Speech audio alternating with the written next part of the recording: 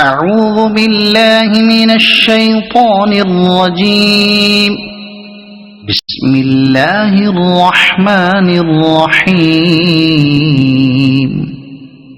ألم نشرح لك صدرك ووضعنا عنك وزرك الذي أنقض ظهرك ورفعنا لك ذكرك فإن مع العسر يسرا إن مع العسر يسرا فإذا فرغت فانصب وإلى ربك فارغب.